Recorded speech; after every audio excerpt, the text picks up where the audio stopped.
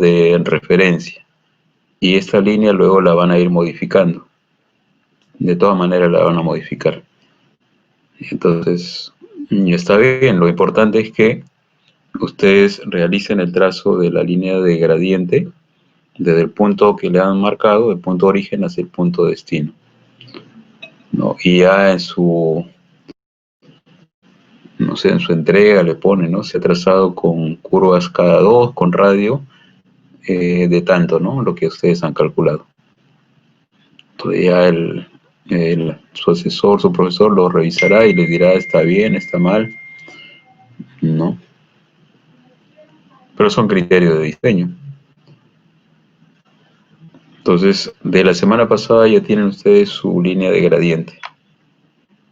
Y bueno, el trabajo de esta semana es más simple, es más sencillo.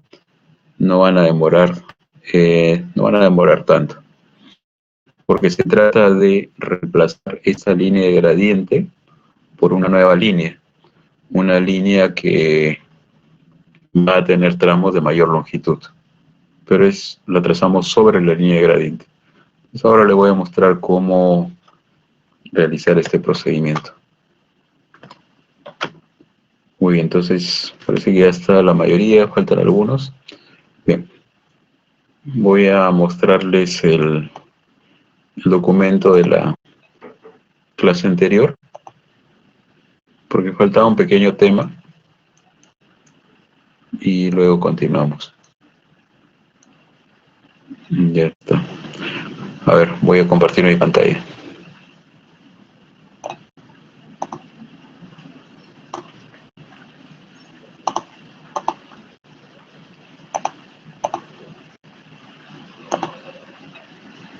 Y miren, la línea que ustedes han trazado la semana pasada, como en este gráfico, ¿no? Es la línea de guiones que dice línea de gradiente. Esta semana, sobre esa línea de gradiente, van a trazar otra, pero cuyos tramos son de mayor longitud, pero guiándose con la línea de gradiente. Ya, es la línea roja en este caso, y se llama línea de tangente. Ya. Y posteriormente, sobre esa línea roja van a incorporar curvas en los puntos de intersección, o sea, en los quiebres, ¿no? Allí van a colocar curvas con un radio determinado. Primero hay que calcular cuánto es el radio mínimo. Y bueno, entonces la línea roja finalmente puede quedar como la línea azul, de acá, que dice trazo definitivo. Entonces, esta línea azul ya no coincide con la línea original, que es la línea gradiente. En algunas zonas se separa. Y al separarse, eso significa que puede ser zonas de corte o zonas de relleno. Entonces ahí es donde empiezan a aparecer ya los movimientos de tierra. Pero tiene que ser así porque es un diseño que ustedes lo van adaptando, van moviendo para que cumpla con un requerimiento u otro. Entonces por eso le decía, su línea de gradiente es una línea de partida, pero no es la línea final de su carretera. Bueno, posteriormente ya cuando se construya la carretera, los vehículos van a circular por la vía con diferentes velocidades, ¿no? Algunos van más rápidos, otros más lentos, pero sin exceder la velocidad máxima, ¿no? Reglamentaria. Entonces, hablando de velocidad, estamos entrando un poco al plano o al tema de tránsito.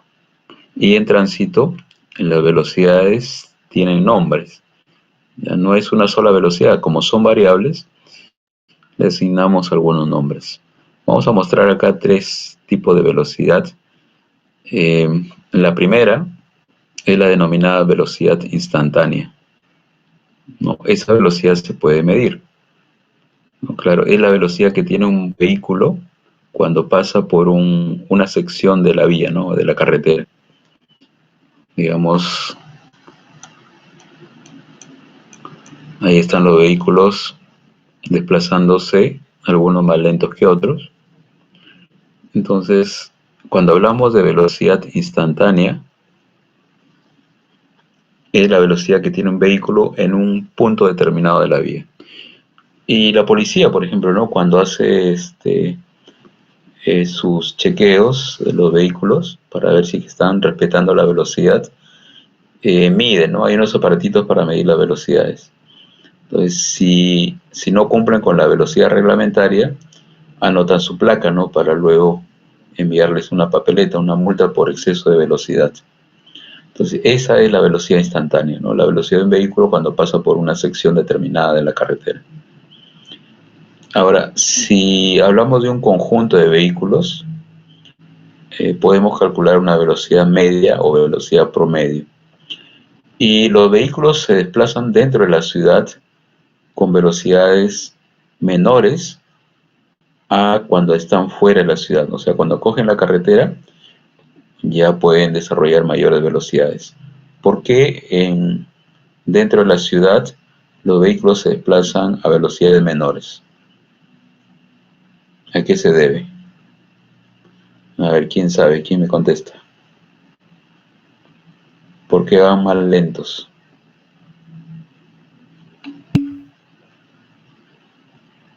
Mm. A ver si gustan, pueden activar su micrófono.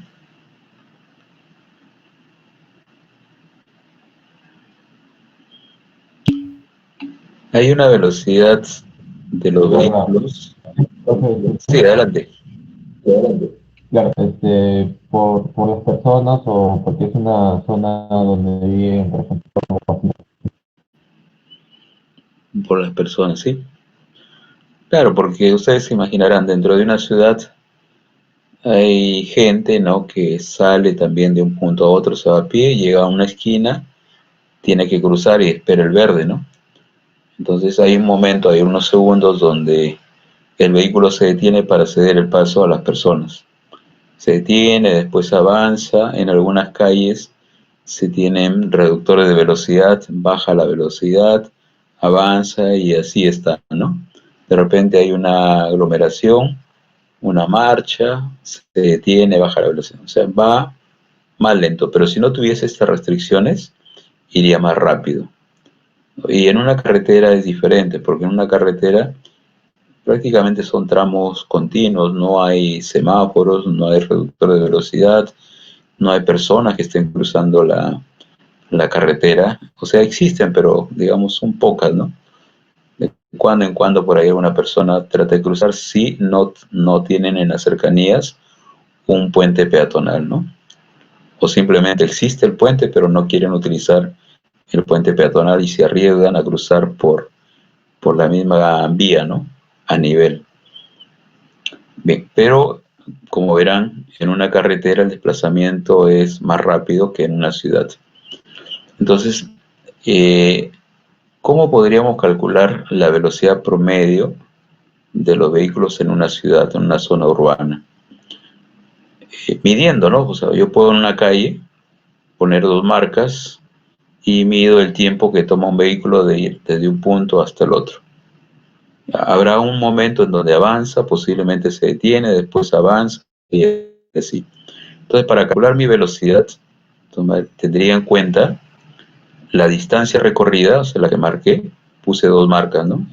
Mido la distancia entre el tiempo total. O sea, cuando hablo del tiempo total me refiero a tiempo en el cual estuvo el vehículo en movimiento más el tiempo que estuvo detenido, por ejemplo, por efecto del semáforo, ¿no? Se detuvo un minuto, entonces ese tiempo también lo considero para mi velocidad, ¿no? Porque ustedes saben, velocidad es distancia recorrida entre tiempo. Entonces mi tiempo va a ser todo, el tiempo que estuvo en movimiento más el tiempo que se detuvo.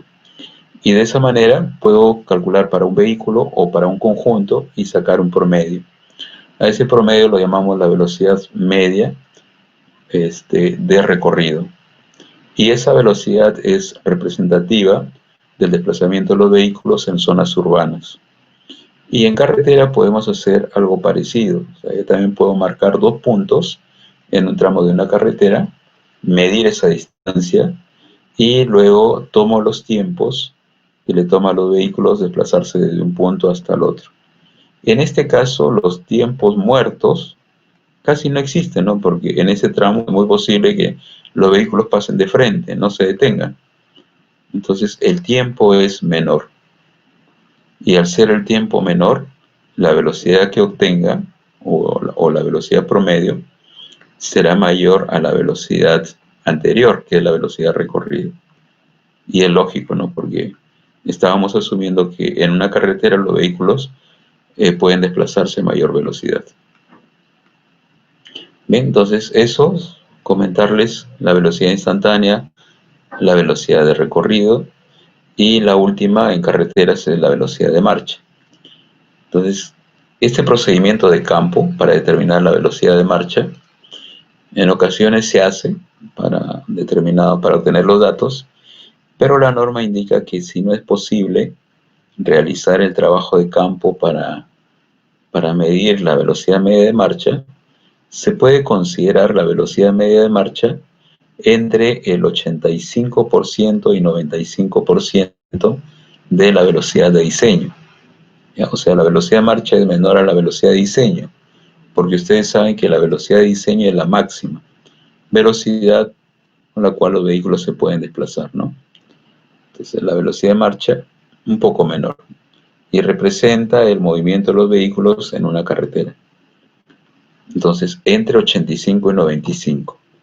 Eso quiere decir que, y también muestra esta tablita, ¿no? Para hallar la velocidad de marcha. Por ejemplo, si mi velocidad de diseño fuese 60 kilómetros por hora, mi velocidad de marcha promedio sería 54, que se encuentra entre el 85 y 95%. 85-95% de la velocidad de diseño. ¿Ya? Entonces, por si acaso, acá está el cuadrito, si, digamos, a veces preguntan, ¿no? ¿Qué velocidad es más representativo para el desplazamiento de los vehículos en una carretera? Ya saben, la velocidad de marcha. Y en una zona urbana, la velocidad de recorrido. ¿Cómo se obtiene? O sea, si no puedo ir a campo para medir y determinar mi velocidad de marcha, hay otro método, es este, ¿no? La tabla publicada en la norma de diseño geométrico para poder estimar la velocidad media de marcha. Bien, entonces ese es el tema que nos estaba faltando.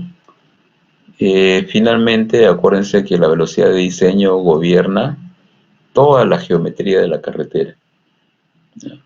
Todo. Por eso dice acá la velocidad de diseño es la máxima velocidad a la cual pueden circular los vehículos con seguridad dentro de una vía, ¿no? Cuando las condiciones atmosféricas y de tránsito son favorables. O sea, cuando hay pocos vehículos, cuando no hay restricciones, cuando el sol, digamos, no es muy fuerte, no hay mucho viento, existe buena iluminación en la zona. Esas son condiciones favorables. Y en esas condiciones favorables viene la velocidad de diseño, ¿no? Que es la máxima. ¿Sí? La máxima. En la práctica esto no sucede, ¿no? Porque no siempre se tienen buenas condiciones atmosféricas o no siempre la pista está en buenas condiciones. O puede ser que en algún momento empiece a llover y por precaución los vehículos no van muy rápido, ¿no? Entonces, no siempre los vehículos se pueden desplazar a la velocidad de diseño. La realidad es que circulan a una velocidad menor. ¿Cuál podría ser esa velocidad menor? La velocidad de marcha, ¿no? La velocidad de marcha, digamos, un poco representativa. Pero bueno, entonces, la velocidad de diseño, ¿de qué depende? ¿No? ¿Cómo han obtenido la velocidad de diseño? La obtuvieron haciendo una clasificación por demanda, ¿no? O sea, por categoría de la carretera. También hicieron una clasificación por orografía y con esas dos clasificaciones ingresaron a la tabla de velocidades, ¿no? Así es como obtuvieron su velocidad de diseño. Ahora, en un proyecto de una carretera, digamos, extensa, ustedes pueden sectorizar la carretera. O sea, ¿a qué me refiero cuando hablamos de sectorizar? dividirla en partes. ¿Y por qué habría que dividirla en sectores o en partes? Porque en algunas zonas pueden encontrar topografía más accidentada que en otras. Entonces, es lógico pensar que si la topografía es más accidentada, los vehículos van a ir a velocidades menores y donde la topografía es menos accidentada pueden desarrollar velocidades mayores. Por eso podemos sectorizar, ¿no? En la zona de topografía accidentada, diseño para una velocidad, digamos, de 30. Y en la otra zona, donde ya es un poco más plano, diseño con una velocidad de 60, por ejemplo. Ahora tengo en una zona 30 y en la otra zona 60 de velocidad. La pregunta es, ¿un vehículo puede cambiar de 30 a 60? O sea, si quiero ir de una zona a la otra, puedo cambiar así rápidamente de 30 a 60. Lo que indica la norma es, no, o sea, directamente no se puede cambiar así de golpe. Si queremos cambiar la velocidad, debe ser un cambio gradual. En tramos de longitud mínima de 2 kilómetros. O sea, ingresamos a ese tramo, podemos ir incrementando la velocidad y luego podemos subir la velocidad, pero en intervalos o en bloques de 20. Es decir, si yo tengo una velocidad de diseño de 30 y quiero cambiar a 60, podría pasar de 30 a 50 y luego de 50 a 60. O si quieren de 30 a 40 y de 40 a 60. Pero la diferencia de velocidades no debe exceder los 20 kilómetros por hora. ¿Ya? Y las zonas para cambiar de velocidad deben ser de unos 2 kilómetros. ¿Ya? Esto, bueno, lo indica la norma para que los cambios de velocidad sean graduales, no repentinos. ¿Ya? O sea, de esta manera también garantizamos en parte la seguridad de la vía, de la carretera. Y bueno, ¿cómo obtuvieron su velocidad de diseño? Ya conocen esta tablita, ¿no? En la tabla donde ingresan con sus clasificaciones de demanda, de orografía, y tienen rango de velocidades. Si en un texto, un documento le dicen que el proyecto que van a desarrollar tiene restricciones económicas de este rango de velocidades, diseñen con la menor del rango. Y si no tienen restricciones económicas, pues pueden utilizar cualquier velocidad dentro del rango.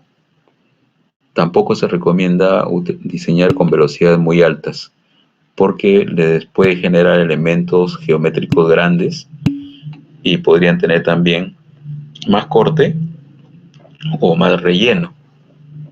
¿Ya? Entonces, diseñar con la mínima o con una velocidad promedio.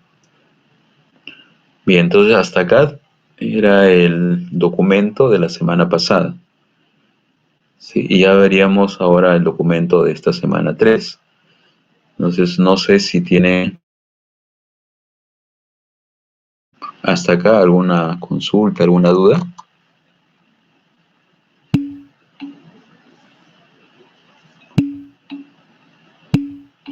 Las, lo de las restricciones económicas lo va a indicar su asistente, ¿no? A lo mejor les envía un correo, le dice para su proyecto consideran restricciones económicas y si no le dice nada, pues ya ustedes pueden elegir una velocidad, ¿no?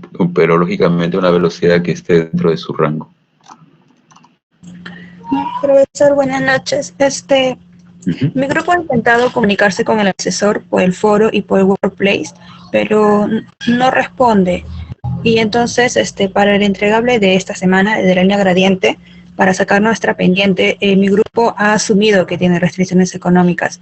Con eso hemos podido sacar la pendiente de todos los datos. Y así lo hemos presentado y no sé si habrá algún inconveniente porque del primer entregable tampoco aún nos ha puesto las observaciones. Uh-huh. No, bueno, usted asume, pues, o sea, asume una situación. Si no les ha llegado una comunicación directa de su asistente, ¿no? Blended, y ustedes necesitan algún parámetro, lo pueden asumir. Pero si él ya les da un parámetro, diseñen con ese parámetro. Ahora, estaba viendo acá en el foro de línea gradiente, ¿no? O sea, el foro de la semana pasada, pero ahí en el foro solamente encontré una pregunta, ¿no? A ver, claro, que la plantearon ayer o anteayer, creo, ¿no? A ver, les muestro acá. Ahí está el foro, ¿no? Línea de gradiente. Hay una pregunta, una consulta sobre equidistancia de Jordi, ¿no? Takuchi. 1 de septiembre a las 10:42. Pero hay otras preguntas, o sea, ¿dónde están las otras preguntas? Acá, claro, la idea es pongan acá todas sus preguntas para que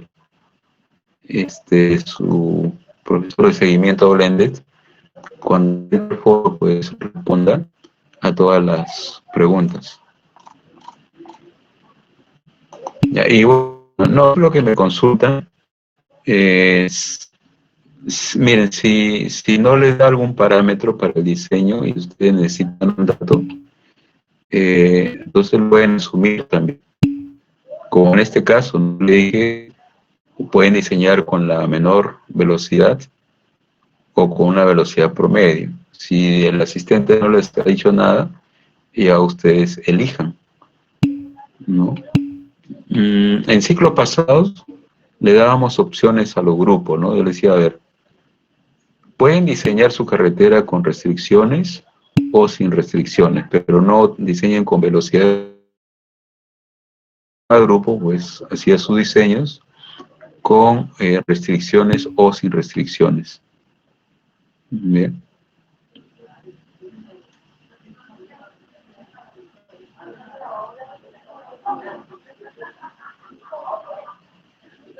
Sí, o sea, si tienen alguna consulta acá dentro de la clase, también pueden preguntar, ¿no?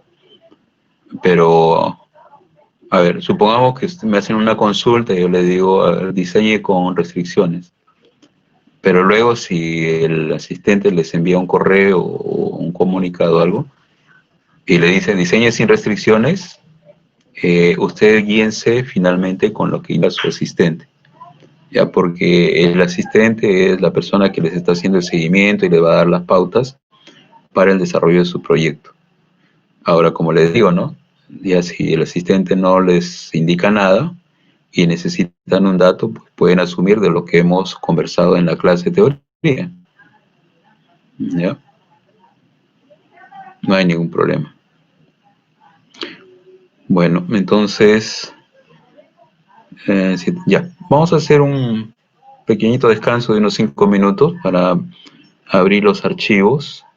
Les voy a mostrar en temas de visibilidad, ya, o sea, en una carretera que está compuesta por tramos rectos y curvos, en los tramos rectos los vehículos deben tener un espacio para poder frenar antes de chocar con un obstáculo. La pregunta es, ¿cuánto vale esa distancia mínima en tramos rectos? Hay una fórmula que la vamos a analizar y después también cuando se quiere adelantar a otro vehículo, debe haber una cierta distancia mínima para realizar esta maniobra con seguridad. Esa distancia se llama distancia de sobrepaso. Entonces también, ¿qué dice la norma? ¿Cómo se calculan esas distancias? Es lo que vamos a ver en la diapositiva de esta semana. Y luego les comento cómo sería cómo convertirían su línea de gradiente en línea de tangente, ¿no? ¿Cuál sería el criterio? Y con eso ya van a poder hacer el trabajo de esta semana. Claro, claro, es rápido, eso lo vamos a hacer luego. Bien, entonces, a ver, un pequeño descanso, unos 5 minutos, y vemos la diapositiva de esta semana. Ya voy a apagar un momentito mi micrófono y en 5 minutos nos conectamos nuevamente.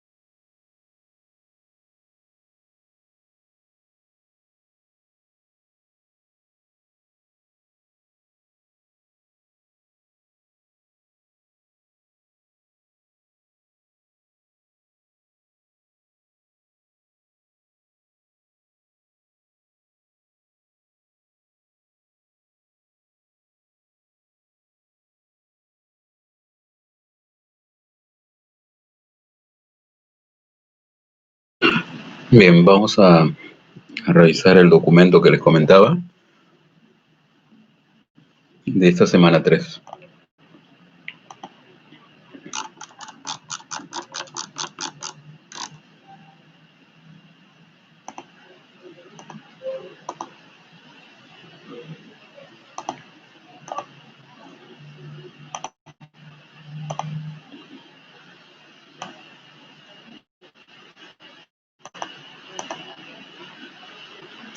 Dice acá, ¿no? Sobre tramos rectos o llamados también tramos tangentes. Tramos rectos. Vamos a ver qué es lo que indica la norma para poder hacer un control en cuanto a distancia, los tramos rectos. Distancias mínimas, distancias máximas. Este es un tramo de vía, una vista en planta, donde verán la carretera está compuesta por tramos rectos y tramos curvos. Las curvas, en algunos casos, pueden tener más de un radio, ¿no? Lo que llamamos curvas compuestas. Pero en la norma sugiere o recomienda no tener tantas curvas compuestas, ¿no? Más bien, si se pueden reemplazar por una sola curva, es mejor.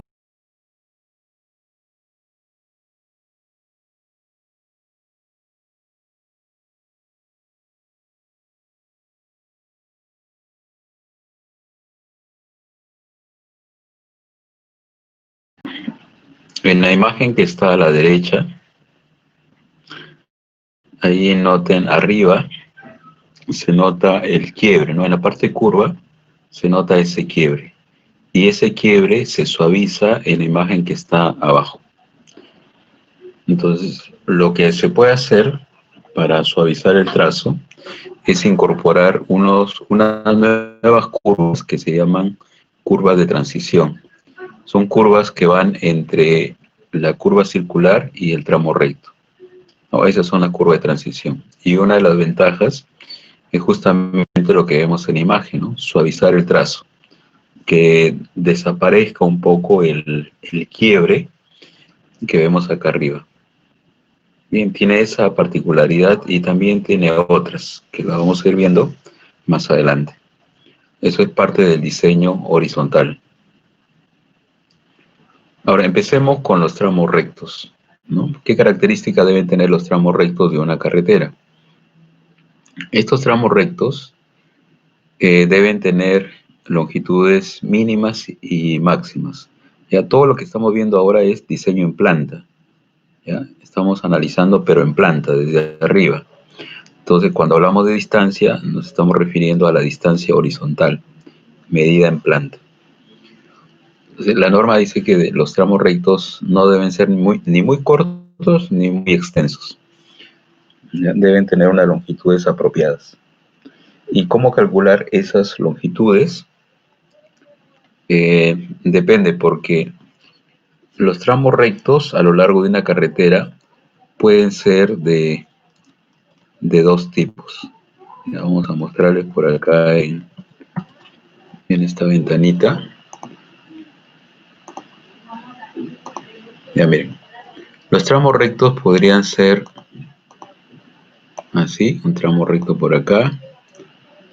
Por acá puedo tener otro tramo recto, así. ¿En qué se diferencian? Aparte de su longitud, se pueden diferenciar en la forma como empalman con las curvas. O sea, en los extremos del tramo recto vamos a encontrar curvas. Por ejemplo, por acá puede haber una curva que viene así y empalma con este tramo recto en un cierto punto. Y a la salida del tramo recto, por acá puede haber una curva así. O sea, hay un cambio de curvatura a la entrada y a la salida. A este tipo de tramos rectos los llaman tipo S, ¿no? Porque si se dan cuenta parece una S. Y el otro caso es que un tramo recto puede tener a la entrada y a la salida curvas también, pero que mantengan la curvatura. Es decir, puede haber una curva así, está girando a la derecha, empalma con el tramo recto, y a la salida del tramo recto mantiene el giro hacia la derecha, se mantiene su curvatura. Algo así. a este tipo de tramos rectos con estas características en los extremos lo llaman curvas o tramos rectos tipo O. Ahí está. Entonces, dependiendo si el tramo es tipo S o tipo O, estos tramos tienen longitudes mínimas y máximas. Esto de acá puede estar en un rango, esta longitud L, o esta de acá también, ¿no? Puede estar dentro de un rango. ¿De qué depende esa longitud? De la velocidad de diseño, ¿no? Y entonces para su proyecto ya ustedes tienen su velocidad de diseño, plan determinado, en función a la clasificación por demanda y por orografía. Muy bien, entonces, si ya tienen su velocidad de diseño y a lo largo de su carretera tienen tramos de estos tipos, pueden averiguar cuánto es la longitud mínima y la longitud máxima. ¿Cómo? Lo pueden calcular con unas fórmulas que aparecen en la norma. Por ejemplo, acá arriba tienen un tramo recto tipo S. La longitud mínima de ese tramo recto lo pueden calcular con esta expresión, ya para tramos rectos tipo S. Como verán, depende solamente de la velocidad de diseño. Acá abajo, fíjense esta imagen que está abajo a la derecha. Acá tienen este tramo, es un tramo recto, pero las curvas a la entrada y a la salida mantienen, ¿no?, su curvatura. Los dos son giros hacia la derecha. Entonces, este es un tramo recto tipo O. ¿Qué longitud mínima puede tener este tramo recto tipo O? ¿O cómo se calcula? Con esta expresión. Longitud mínima de tramos rectos tipo O, 2.78 por la velocidad de diseño. Y para ambos casos, ya sea tipo S o tipo O, la longitud máxima se calcula con esta expresión, 16.7 por la velocidad de diseño. Entonces, como depende de la velocidad, podemos tabular. Y ya está en la norma, ¿no?, un cuadrito tabulado, que es este.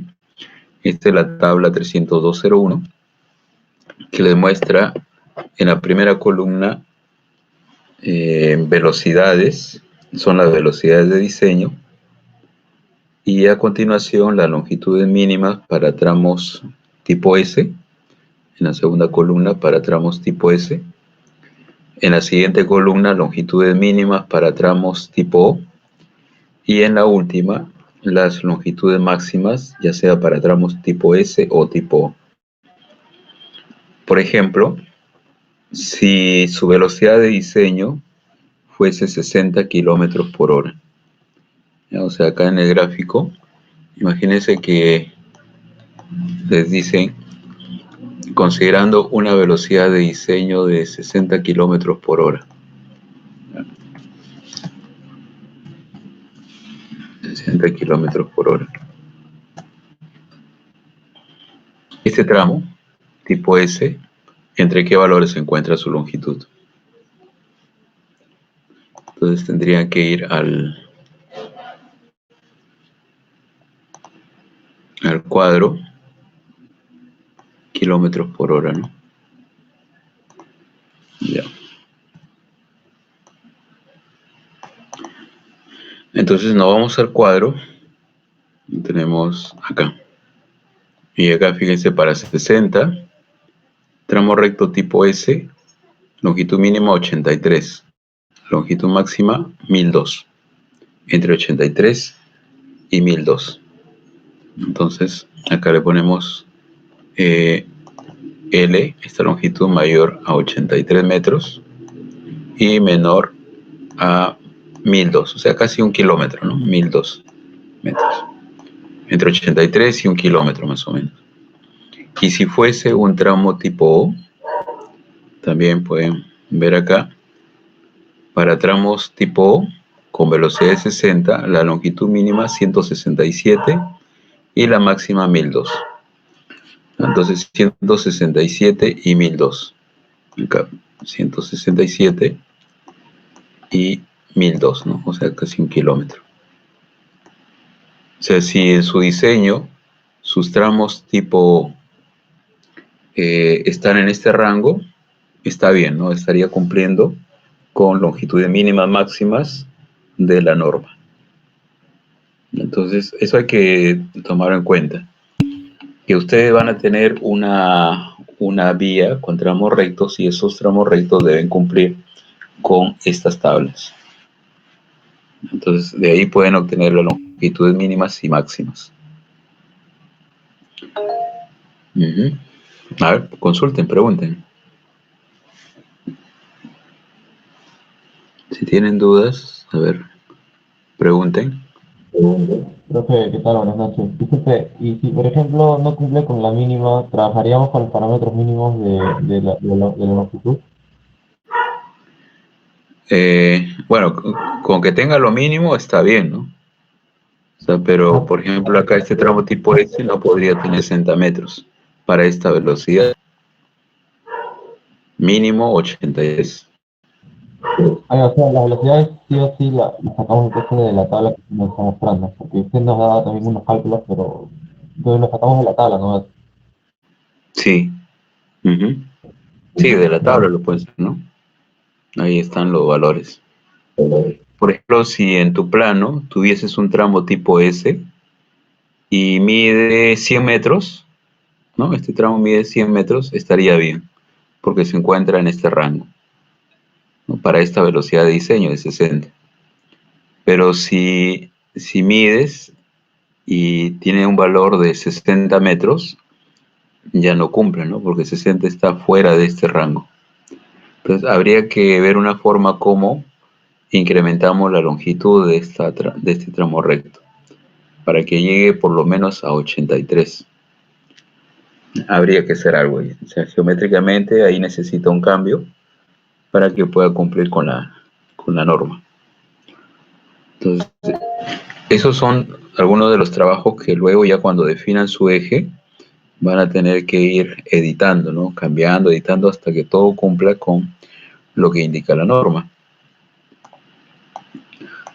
A ver, otra pregunta creo que había por acá.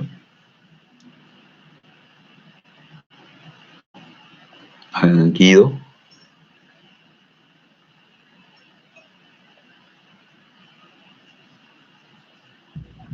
Ah, no, pues ya respondí mi pregunta, gracias, disculpe. Ok. Bueno, entonces miren, este es un primer paso, ¿no? O sea, para verificar si cumple o no cumple con longitudes mínimas y longitudes máximas. Bien. A ver, no sé si por ahí hay alguna consulta. Kevin. Sí.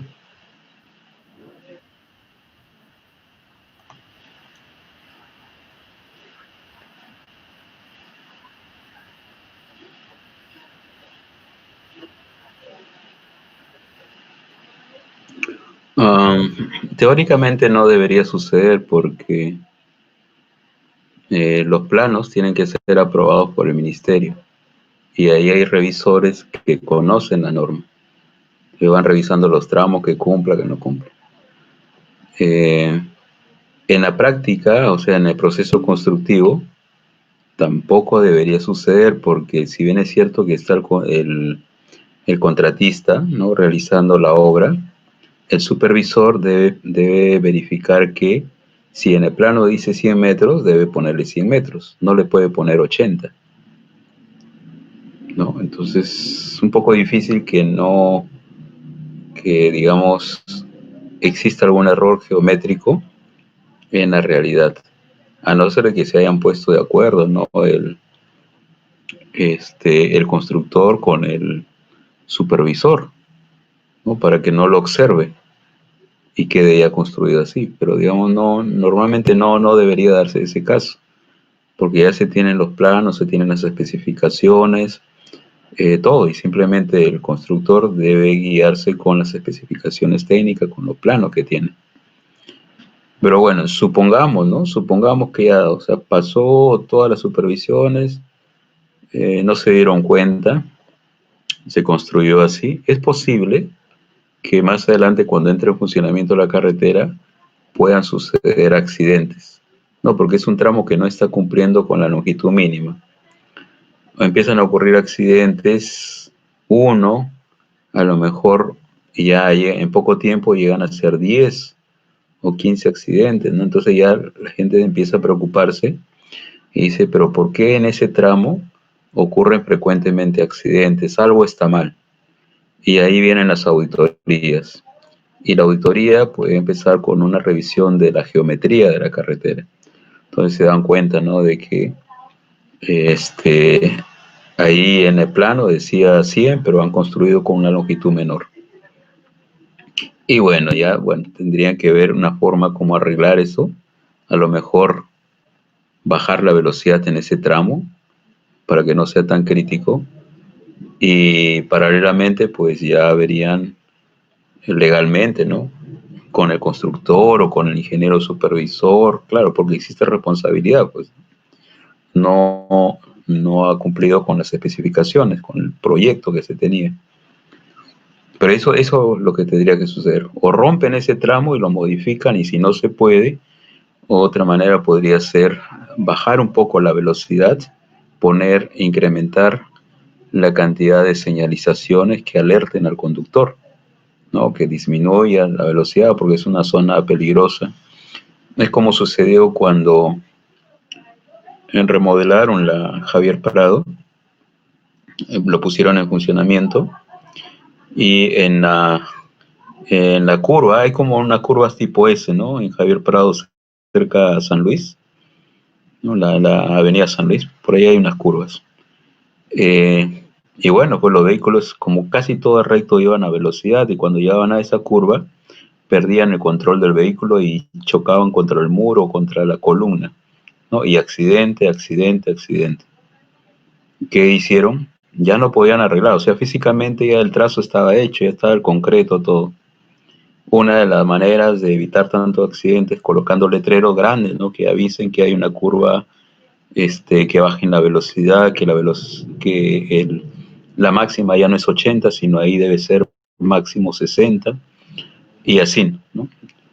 Y después ya han colocado tachones, ¿no? Antes de las curvas, después de las curvas, como para advertir al conductor que tenga cuidado, ¿no? O sea, que disminuya en esa zona su velocidad. Entonces, esas son algunas de las soluciones, pero no debería darse, ¿no?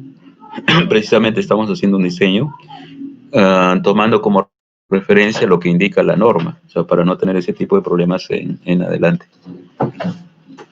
¿Okay? No sé si con eso respondo a tu pregunta.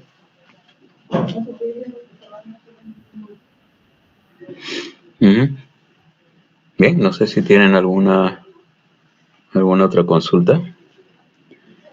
Si no, ahora, esa es una primera verificación, esto de las longitudes mínimas y máximas. Ahora veamos en un tramo recto temas de visibilidad. Hay dos que plantea la norma.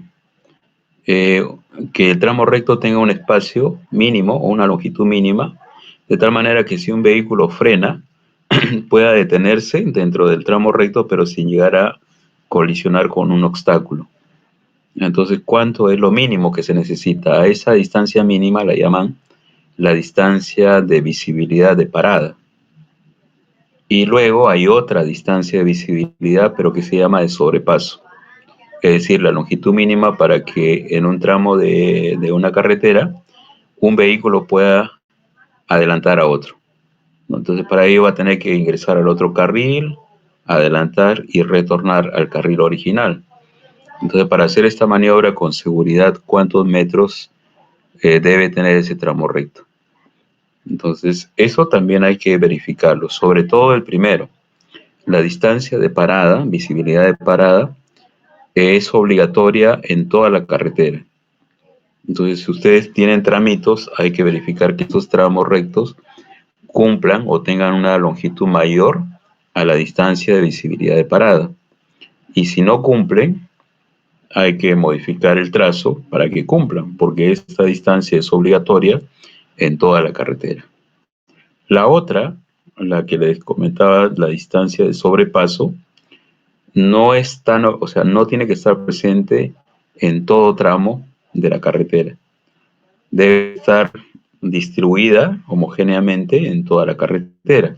O sea, son zonas donde los vehículos pueden adelantar, pero no tiene que ser en toda la carretera. En algunas zonas que tengan estas características, entonces ahí hay que señalizar adecuadamente para que el conductor sepa que puede adelantar, porque hay tramos también donde no se puede.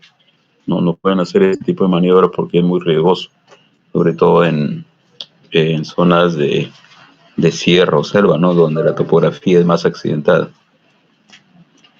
Bien, entonces vamos a ver la primera, la distancia de parada.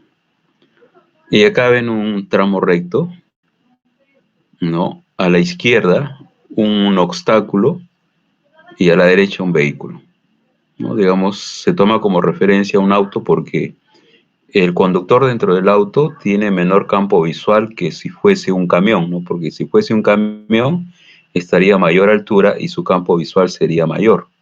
Entonces vamos a diseñar para la situación más desfavorable. En el caso de los vehículos, el más desfavorable es el más pegado a la vía, ¿no? El auto. Y se considera en la norma peruana que este obstáculo tiene una altura mínima de 15 centímetros. Y este metro 15 que aparece acá, 1.15, también para la norma peruana es la altura del ojo del conductor a la superficie de rodadura. Esos son algunos de los parámetros que se indican en la norma. Y esta distancia que vamos a calcular de visibilidad de parada es la suma de dos tramos, ¿no? El tramo verde y el tramo rojo.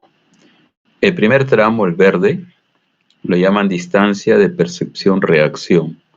¿Por qué? Porque cuando este conductor, digamos que ingresa al tramo recto, si observa a lo lejos un obstáculo, desde el momento en que lo observa, debe tomar una decisión. O sea, ¿qué hago, no? Me paso de largo, me meto al otro carril, freno, pero mientras está pensando qué hacer, su vehículo está en movimiento. O sea, está haciendo un recorrido dentro de la línea verde. ¿Ya? Justo cuando ya toma la decisión, está acá, ¿no? En el extremo. Supongamos que toma la decisión de frenar. Entonces, en este momento, cuando está acá, frena, o sea, pisa el pedal del freno, pero el vehículo no se detiene inmediatamente, ¿no? Porque por inercia va a seguir avanzando, peor aún si la pista está con hielo, resbala, ¿no? Se desliza. Entonces, si acá presiona el pedal del freno, lentamente, bueno, el vehículo va perdiendo velocidad y se detiene. Entonces, ¿cuántos metros adicionales avanza, pero sin llegar a colisionar con el obstáculo? Entonces se calculan estas dos distancias y es lo mínimo que debería de tener los tramos rectos para que el vehículo se detenga, pues, pero no llegue a impactar a un obstáculo que puede estar presente en la carretera. Ahora, ¿cómo se calculan estas distancias? Vamos a ver. La primera, hay dos etapas, ¿no? La de percepción-reacción y la de frenado. En la primera etapa de percepción-reacción, o sea, la distancia PR, percepción-reacción, depende de las personas, la edad de las personas, la habilidad en el manejo del vehículo, depende de condiciones climatológicas, depende del objeto estacionario, porque si tiene sus 15 centímetros es chiquito, ¿no? Pero si en lugar de 15 centímetros tuviese 1 metro de altura, eso me permite verlo desde una distancia mayor y frenar con anticipación. ¿Ya? Pero nos estamos poniendo en la situación más desfavorable, que el obstáculo es lo más pequeño que pueda. ¿Cuánto? 15 centímetros. Que la visibilidad del conductor también está restringida, o sea, cuando está en un auto. Y aparte de ello, pues condiciones ambientales, el conductor puede ser una persona de la tercera edad, puede ser una señora o un joven, o puede ser un señor con anteojos. O sea, hay restricciones, ¿ya? Entonces no hay, digamos, un parámetro único. Hay varios que afectan el cálculo de esta distancia. Entonces la norma AASHTO, la norma americana, ha hecho pruebas considerando todas estas variables y ha determinado en campo que los tiempos de percepción-reacción varían entre medio segundo y 4 segundos. Y recomienda para efecto de cálculo un tiempo promedio, o la norma americana sugiere considerar un tiempo de percepción-reacción de 2.5 segundos. Entonces, si yo asumo que el vehículo viaja a su velocidad de diseño y el tiempo a considerar es 2.5, ya tengo la distancia recorrida, ¿no? Velocidad constante por el tiempo de 2.5 lo multiplico y ya tengo la distancia de color verde. Es la distancia que recorre mientras el conductor está pensando qué hacer, ¿no? O sea, ya observó, pero está pensando qué hacer. Entonces, ese es el primer tramo. Y acá está, ¿no? Dice, la ASTO recomienda un tiempo de tiempo promedio de 2.5 segundos. Entonces, distancia, velocidad por tiempo. Y esta formulita que vemos acá en el recuadro celeste sería para encontrar la primera distancia. El número aparece por cuestión de unidades, o sea, acá la velocidad ingresa en kilómetros por hora, el tiempo en segundos. Si no me dan el tiempo, asuman 2.5 segundos. ¿Ya? La norma peruana considera un tiempo de reacción mínimo de 2 segundos. ¿Ya? Y la norma americana recomienda para efecto de cálculo utilizar 2.5. Bien, entonces esta es la fórmula para hallar la primera distancia, la de percepción-reacción. Entonces en ese momento ya el vehículo está acá, o sea, ya hizo el recorrido de la distancia verde, ¿no? Acá presiona el pedal del freno y lentamente va a ir perdiendo velocidad. Entonces vamos a calcular este segundo tramo.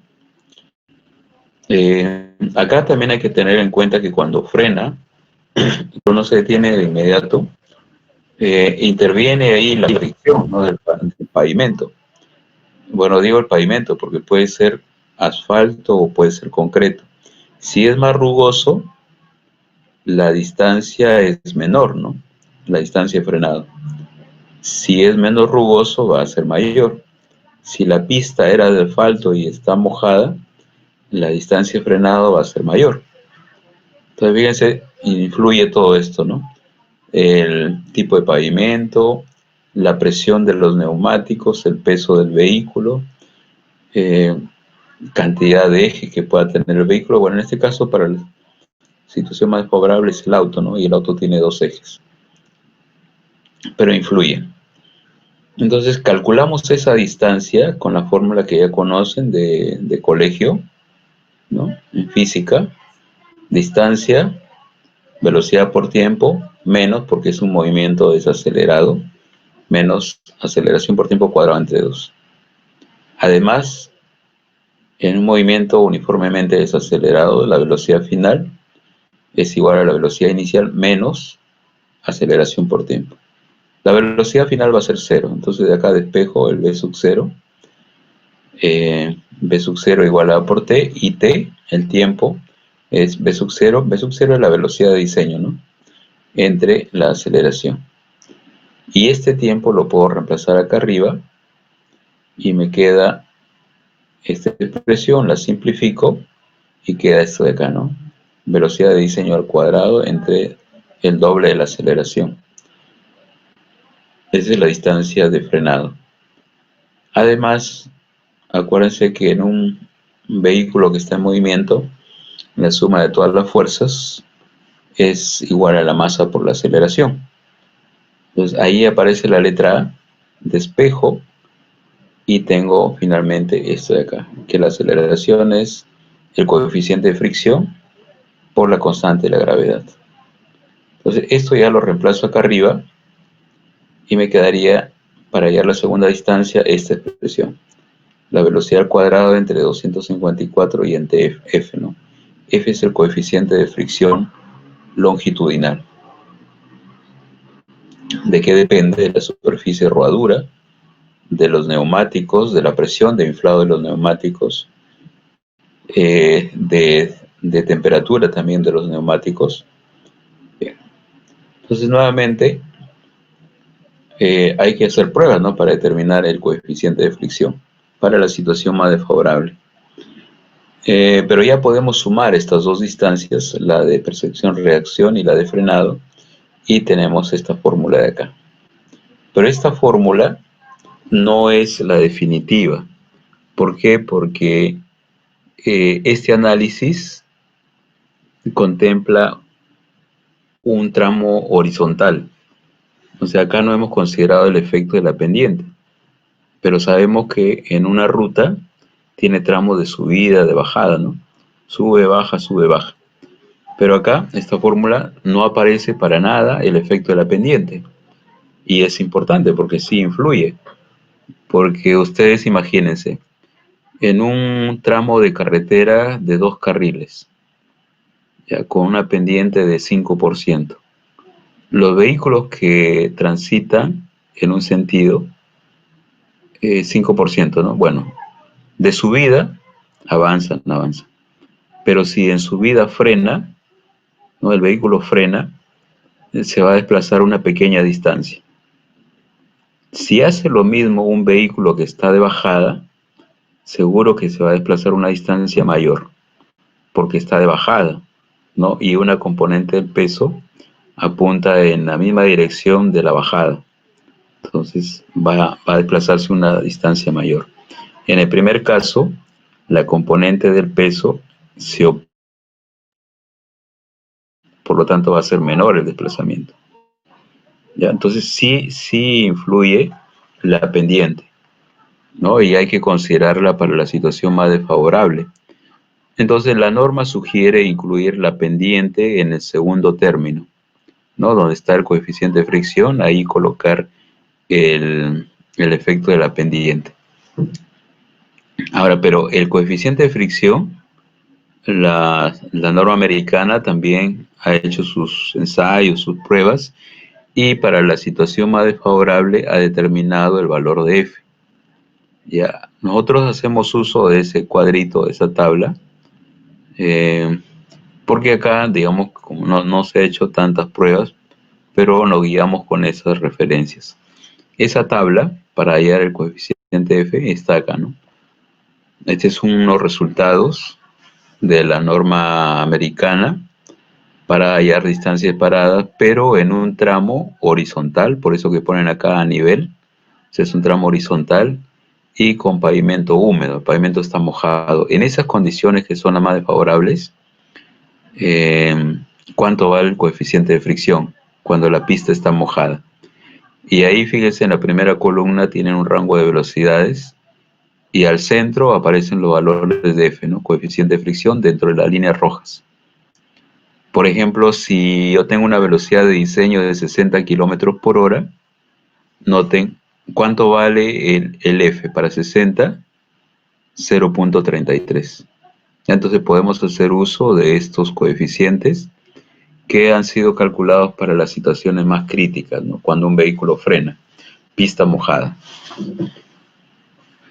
Y finalmente, el efecto de la pendiente, ya les comenté, lo incluyen en el segundo término, ¿no? La pendiente puede ser positiva o negativa. Esta es la situación más desfavorable de bajada. Y quedaría así nuestra fórmula. Con esta fórmula ya ustedes pueden determinar la distancia de parada, ¿no? O sea, cuánto debe de tener como mínimo un tramo recto. Ya pueden utilizar esta fórmula de acá. A ver, ejemplo. Veamos acá un ejemplo. Y ustedes lo pueden calcular. A ver, no sé si hay alguna pregunta. Pueden activar sus micrófonos mientras voy colocando acá mi ejemplo. Profe, Sí. el I que es más o menos, ¿cómo lo sacaba? ¿Cuál? El I que es más o menos que va al costado del coeficiente de fricción, ¿cómo lo sacaba? Ah, no, ese es el efecto de la pendiente, de la pendiente longitudinal. Pero esa pendiente es un dato. Ujú. Oiga, es un dato que me lo dan a mí. Sí, por ejemplo, acá yo les pongo un, un tramo, ¿ya? Acá les voy a dibujar un tramo de carretera. A ver, voy a poner por acá un rectángulo, algo así. Ya supongamos que ese es un tramo de carretera y eh, tiene pues acá una línea, el eje de la carretera, digamos que está por acá. Es una carretera con dos carriles en bidireccional, ¿no? O sea, va en un sentido a la derecha y el otro carril es de desplazamiento de derecha a izquierda. Ahí están las flechitas. Bien, ¿qué datos tiene? Datos para sus cálculos. A ver, vamos a poner por acá algunos datos. Ya. Velocidad de diseño, por ejemplo. Velocidad de diseño de 60 kilómetros por hora. Su dato. ¿Qué más? Ya, que este tramo tiene una pendiente, vamos a ponerle una pendiente de 4%. 4%. Bien, entonces la pregunta sería, ¿cuánto vale? A ver, no, y le voy a poner una longitud.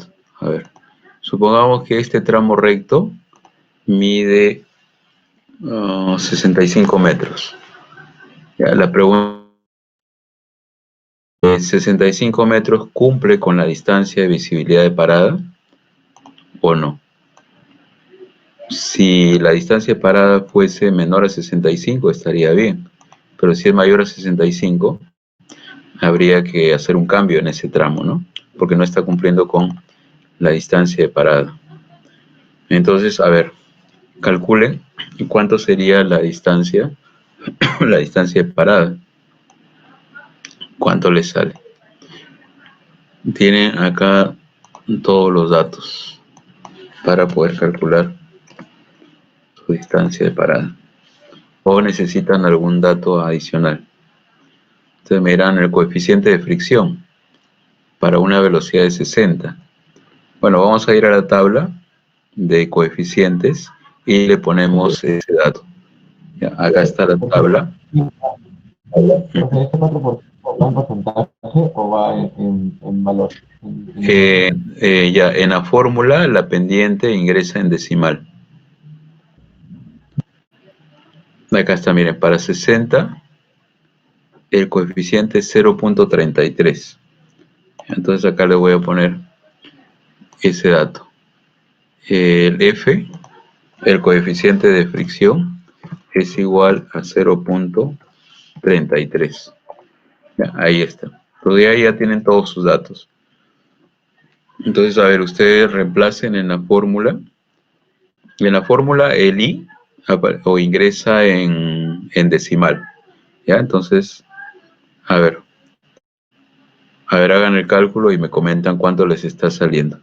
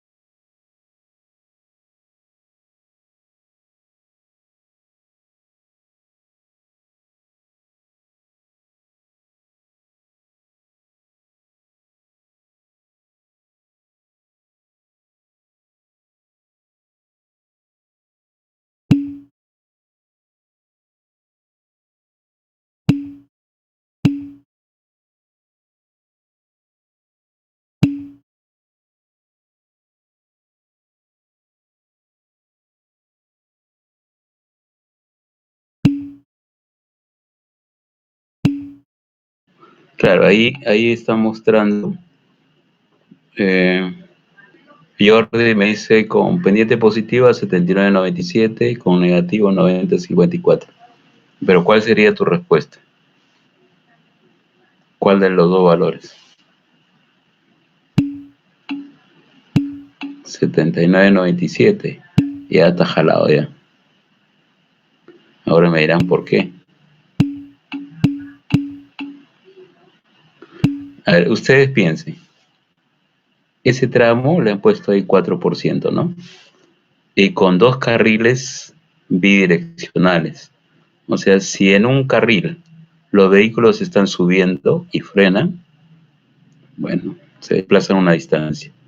Pero en el otro carril, los vehículos van a estar de bajada. Entonces, si estando de bajada frenan, la distancia que se desplazarían sería mayor. Entonces, ¿cuál es la situación más crítica? Cuando están de bajada, la más desfavorable. O sea, cuando están de bajada y cuando están de bajada, ¿cuánto vale la pendiente? Menos 0.04 en la fórmula, ¿no? 4%. Entonces, en su fórmula, allí deberían, después del F, le ponen menos 0.04. Hacen sus cálculos y les sale 90.534, creo que salía, ¿no? Entonces, esa sería la respuesta. 90.534.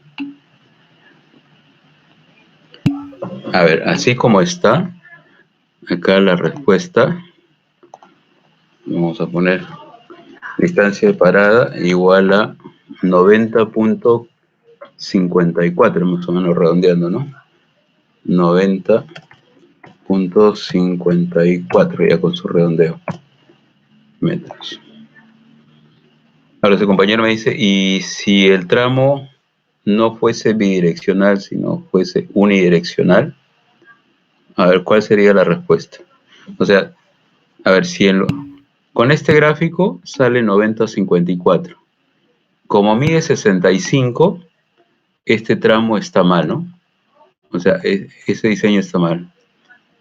Debería de medir por lo menos 91 metros para que cumpla. Ahora, el otro caso, a ver. Si le pongo el gráfico acá abajo, ¿eh? Segundo caso, ¿eh? Ya no es ya no es bidireccional, ahora es unidireccional. Eso quiere decir que los dos carriles van en un sentido. Ya vamos a suponer que está más o menos así. Los dos van hacia la derecha. La pendiente es 4%. Entonces, en ese caso, ¿cuánto vale la distancia de parada? Así. ¿Cuánto sería la distancia de parada?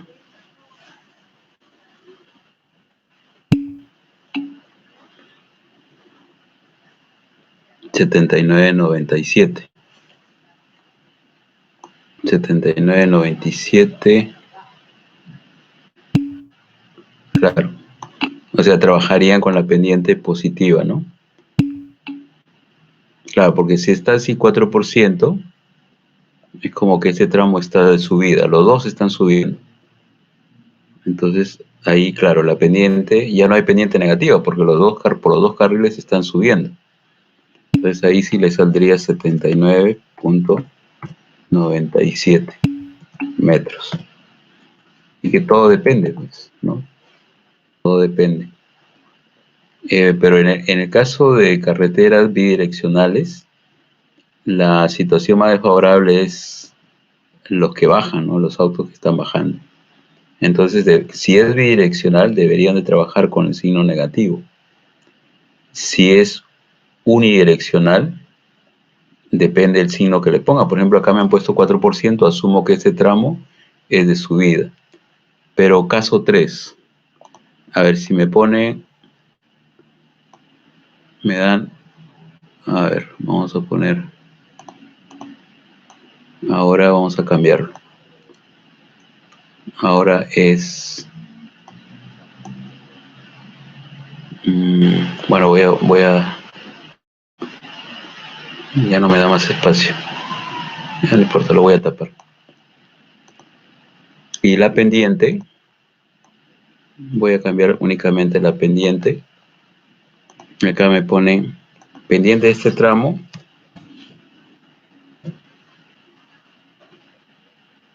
Ya, entonces ahí cuánto vale la distancia parada.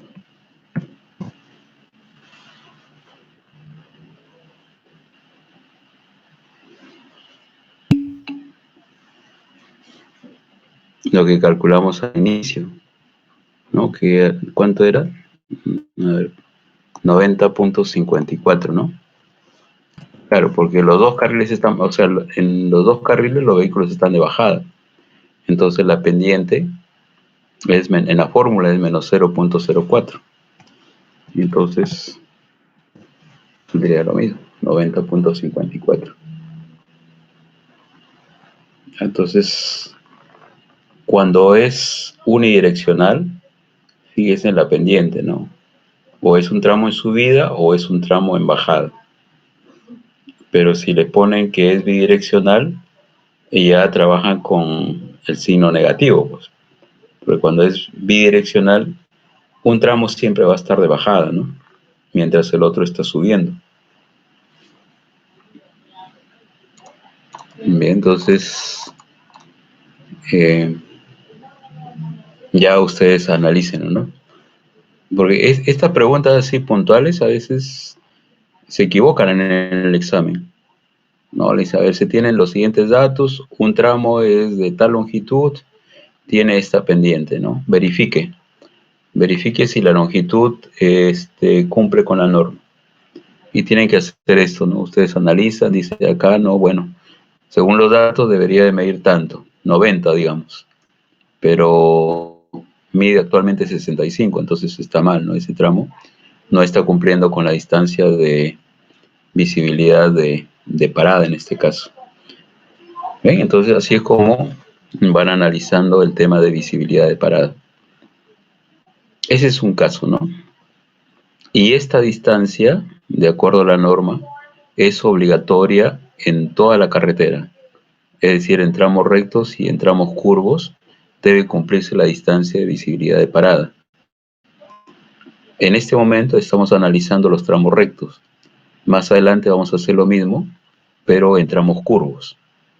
Y con eso ya ustedes podrían hacer la verificación en toda su carretera, ¿no? En tramos rectos o en tramos curvos.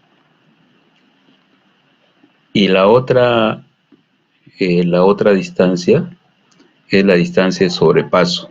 Entonces ahorita vamos a ver la distancia de sobrepaso, cómo puedo obtener esa distancia mínima, ¿no? Ahí ya digamos que no hay fórmulas directas, sino que se ha determinado en función a unas pruebas de campo y correlaciones. Entonces han determinado por ahí unas formulitas un poco empíricas y al final, para el caso de la norma peruana, se traduce en un gráfico. Ingresamos a ese gráfico y obtenemos la distancia de sobrepaso. Entonces, pero veamos en qué consiste, ¿no? A ver, estábamos acá. Esta era la fórmula. En la norma también ustedes van a encontrar algunas tablitas para hallar distancia de visibilidad de parada, ¿no? Como en este caso. Pero acá, por ejemplo, esta tabla es para pendientes de 0, 3, 6 y 9. Y nosotros tenemos 4%. Pero podrían iterar, ¿no? Pero fíjense que más o menos coincide, porque para una velocidad de 60, con una pendiente negativa de 4%, estamos acá, ¿no? Entre 3 y 6. O sea, entre 87 metros y 92 metros. Y nosotros hemos calculado 90. O sea, está bien, pues está por acá, ¿no? O sea, son consistentes nuestros resultados con la fórmula, con esta tabla. Si interpolan, o sea, si interpolan, le debe salir un valor cercano a 90, tal y como hemos obtenido con la fórmula. Bien, tablitas así como esta también hay en la norma. Hay otra en donde le dan las distancias de parada para pendientes de 0, 1, 2, 3, 4, 5 y más, tanto positivas como negativas. Bueno, entonces la segunda distancia de visibilidad es esta de acá. Noten, acá tenemos un tramo de carretera. El vehículo amarillo ingresa por acá y se da cuenta que este vehículo 2, que está de color medio naranja o marrón claro, va más lento. Está apurado y quiere sobrepasarlo. Entonces, antes de hacer la maniobra de sobrepasar, se tiene que fijar si en el tramo se permite adelantar, ¿no? Ustedes saben, para los que tienen su brevete, saben que las zonas donde se puede adelantar, la línea es segmentada, ¿no? El eje, como en este caso, es segmentado. Eso le dice que pueden adelantar. Entonces no ingresa de golpe, ¿no? Sabe que puede adelantar, se pega un poco hacia el otro carril para ver si es que viene algún vehículo. Si está muy atrás, calcula y dice que, bueno, acelera, se mete al otro carril, va avanzando, rebasa a este vehículo y luego retorna a su carril. Mientras eso, el vehículo que estaba por acá avanzó una distancia. Y cuando ya cada uno está en su carril, la norma americana sugiere una distancia mínima de 3. ¿Ya? Entonces, como verán, en este cálculo hay 4 distancias. La primera, cuando el vehículo va a ingresar al otro carril, acá acelera un poquito. La distancia 2 es cuando hace toda la maniobra de adelantar. La distancia 3 es una distancia mínima que recomiendan cuando ya cada uno está en su carril, el que adelantó y el que venía en sentido opuesto. Y la cuarta distancia es la distancia que avanzó el vehículo que venía en sentido opuesto desde el momento en que este vehículo inicia la maniobra de adelantar, ¿no? Entonces, habría que sumar D1 más D2 más D3 más D4 y adicionalmente tomar en cuenta el efecto de la pendiente, y con eso tendríamos la distancia de sobrepaso. Entonces, estos valores de D1, 2, 3 y 4 en cada una de estas fases se han determinado un poco con pruebas de campo. Ya han hecho mediciones, han sacado algunas correlaciones. Por ejemplo, para hallar D1. Algo parecido hacen con la distancia D2. Acá está su formulita. La distancia D3 es una recomendación de la AASHTO. Acá está. Se ha encontrado por AASHTO que la distancia de 3 varía entre 30 a 90, dependiendo de la velocidad, ¿no? Eso es lo que ha determinado AASHTO. Entonces, bueno, consideramos un valor entre 30 y 90. Y la distancia de 4, lo que se desplazó el vehículo que venía en sentido opuesto, la calcula en función de la distancia D2. Acá está. D4 es 2/3 de D2. Bien, entonces, como se darán cuenta, es algo así un poco empírico, producto de mediciones de campo, correlaciones, han determinado estas distancias y adicionalmente tomando en cuenta el efecto de las pendientes, ¿no? Todo eso se resume para la norma peruana, lo presenta en un gráfico que es, ¿no?, con pendientes. Tenemos este gráfico de acá para poder determinar la distancia de sobrepaso. Entonces, en este gráfico, en la parte inferior están las velocidades de diseño y acá en el eje vertical las distancias de sobrepaso.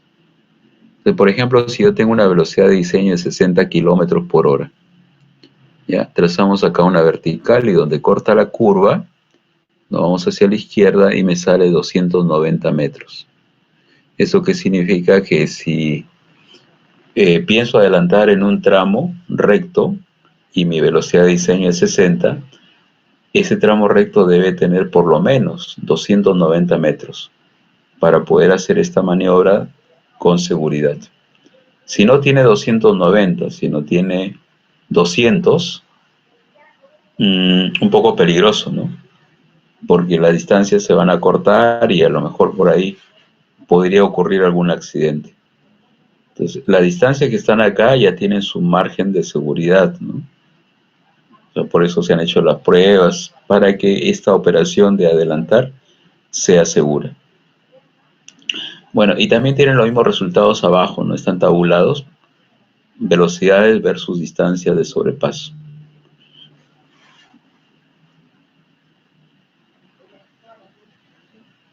Como dice acá, estas distancias ya incluyen la suma de las distancias 1, 2, 3 y 4 que se han mencionado anteriormente, y también el efecto de la pendiente positiva o negativa. Ahora, esta distancia, como le decía, no es obligatoria en todos los tramos de la carretera. O sea, sí debe estar presente, pero en algunas zonas distribuidas homogéneamente en la vía. Acá hay algunas reflexiones sobre la distancia de sobrepaso. Lo más importante es que, a ver, aquellos sectores en donde se pueda adelantar deberán distribuirse lo más homogéneamente posible a lo largo de la ruta, ¿no? Lo que ya les había comentado. Evite tener sectores sin visibilidad de sobrepaso en longitudes superiores a lo que muestra la tabla 205.01. Entonces, ¿esa tabla qué dice? ¿O cómo se interpreta? Por ejemplo, si yo tengo una carretera de primera clase, digamos, los primeros 2 kilómetros no pueden tener zonas, o sea, pueden tener, pero digamos como máximo, en 2 kilómetros, si yo quiero no le pongo zonas para adelantar, pero más allá de los 2 kilómetros, ya por norma, debe tener una zona donde los vehículos puedan adelantar. Por eso dice máxima longitud sin visibilidad de adelantamiento. Si el vehículo avanza 500 metros, 1 kilómetro, kilómetro y medio, 2 kilómetros, no encontró en ese tramo zona para adelantar. Pero ya pasando los 2 kilómetros necesariamente hay que colocarle ahí una zona donde los vehículos puedan adelantar. Eso es lo que indica ese cuadrito para diferentes categorías de carretera. Y hay otro, el último, que aplica para carreteras que tienen más de 5 kilómetros. Ya, esto se refiere a si yo tengo un proyecto de carretera de 100 kilómetros, de esos 100, ¿qué porcentaje debería destinarlo a zonas para adelantar? Por ejemplo, y eso está en función a la orografía. Si tuviese una carretera que se va a desarrollar en un terreno accidentado, el proyecto es de 100 kilómetros, por lo menos el 25% de esos 100 kilómetros, o sea, 25 kilómetros, debería destinarlo a zonas para adelantar. ¿Ya? De los 100, 25 kilómetros, lo mínimo. Lo deseable son 35%, o sea, 35 kilómetros. Y de estos 35 kilómetros ya calculo cuánto es la longitud de sobrepaso y los voy colocando a lo largo de toda la carretera, ¿no? Distribuidos homogéneamente. Porque si no, imagínense una carretera que no tenga zonas donde adelantar. Los vehículos estarían en cola. Como no hay zona donde adelantar, estarían ahí detrás como en procesión, ¿no? Tipo carretera central, ¿no? Cuando hay en horas de gran congestión, no avanzarían, estarían ahí dando vueltas. Bueno, entonces ya el siguiente tema es entrar a analizar la curva circular, pero antes de terminar, quería explicarles la tarea de esta semana. Y acá le voy a hacer el esquema. A ver. Ya miren, la semana pasada ustedes tenían 2 puntos, origen-destino, ¿no? Utilizando el método de la línea de gradiente, trazaron rutas. Ya, voy a suponer que una de sus rutas vino así, ¿no? Después tenían que ir por acá, con una pendiente, después algunos han cambiado, pues hicieron por acá, y finalmente llegaron a su punto destino. Y así han trazado otras líneas de gradiente. Entonces lo que tienen que hacer para esta semana es identificar algunos tramos donde más o menos podrían reemplazarlos por un solo tramo. O sea, son tramos cortitos, pero algunos están casi alineados. Entonces, una vez que identifican esos tramos, van a trazar una polilínea. Por ejemplo, así, miren que acá todos estos tramitos podría reemplazarlos por uno. Entonces voy a trazar acá un primer tramo de mi polilínea, pero que más o menos coincide con la línea gradiente. Ahí. Estos de acá también podría reemplazarlos por un segundo tramo de mi polilínea, así. Acá tengo otros, ¿no? Acá podría ser algo así. Luego acá subiendo también podría tener un tramo. Si se dan cuenta, esta línea celeste es como un promedio, ¿no? O sea, tengo varios datos dispersos, pero estoy trazando una línea promedio. Y por acá, finalmente ya llegó, así más o menos. Bueno, un poquito más abajo, ahí está.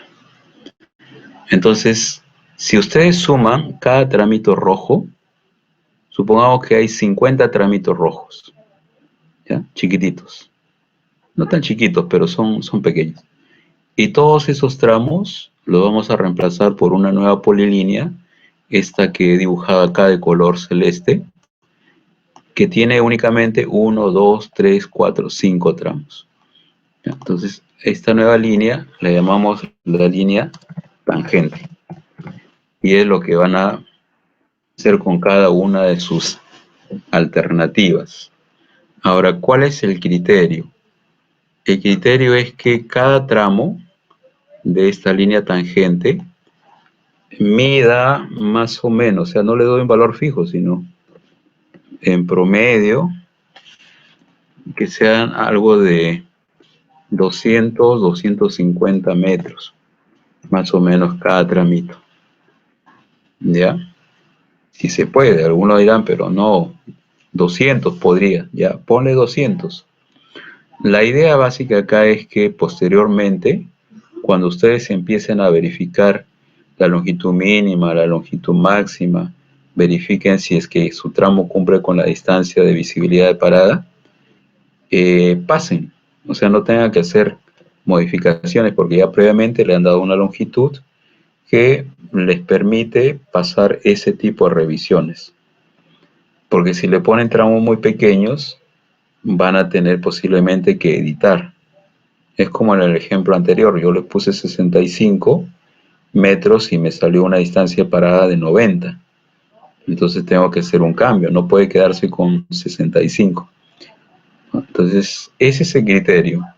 Reemplazar los tramos que más o menos están alineados y que cada tramo de esta nueva polilínea llamada tangente mida algo de 200, entre 200 a 300 metros más o menos, o tal vez un poco menos, pero ahí tienen el criterio, ¿no? Para que puedan hacer sus trazos. Entonces, hasta acá, no sé si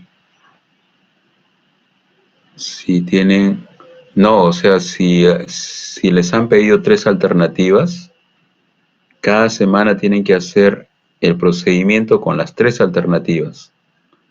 Y esto lo van a llevar así hasta la semana 14, sí, 14 creo que es la segunda exposición, ¿no?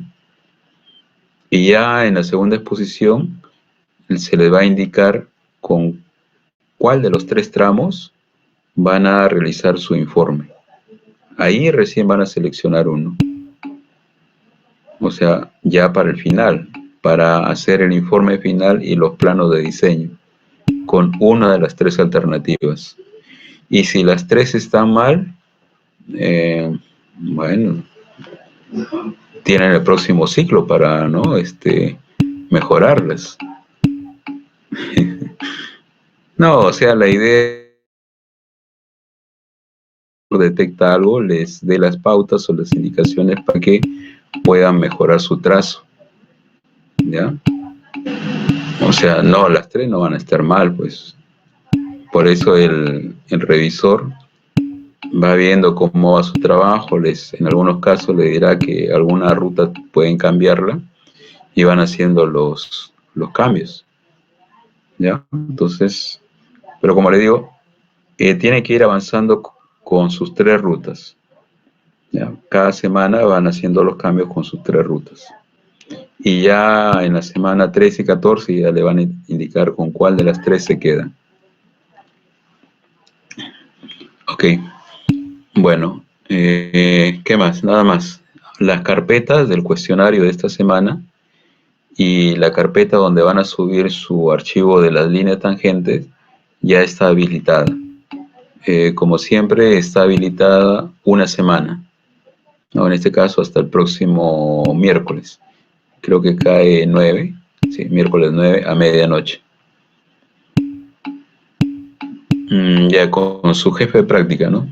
Sí, voy a contactarla para recordarle que revise los foros.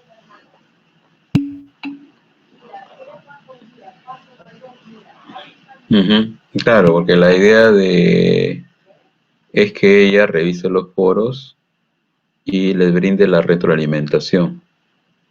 O sea, que le diga, están bien, continúen avanzando, o si no, le diga, mira, esto está mal, tienes que cambiarlo y haz tu cambio y lo presentas en la siguiente semana, en la siguiente entrega. ¿Ya? Esa es su tarea de los señores asistentes de aprendizaje. Ya de todas maneras yo le voy a recordar para que no se olviden de revisar y hacerles el seguimiento. Muy bien, chicos, entonces nos quedaríamos acá. Ya tienen las pautas. Como siempre, si su asistente les pone algún dato adicional, ustedes trabajen con lo que les dice su asistente. Ya yo les doy algunas pautas, algo así, para que más o menos se guíen, se orienten, pero lo que es el desarrollo con Civil, ya su asistente de aprendizaje les debería dar las pautas correspondientes, o los parámetros, ¿no? Los parámetros. Y de acuerdo a eso ya ustedes van diseñando. Bien. Ok, bueno, entonces nos vamos a quedar acá y ya nos encontramos la próxima semana. Bien, listo chicos, nos estamos viendo.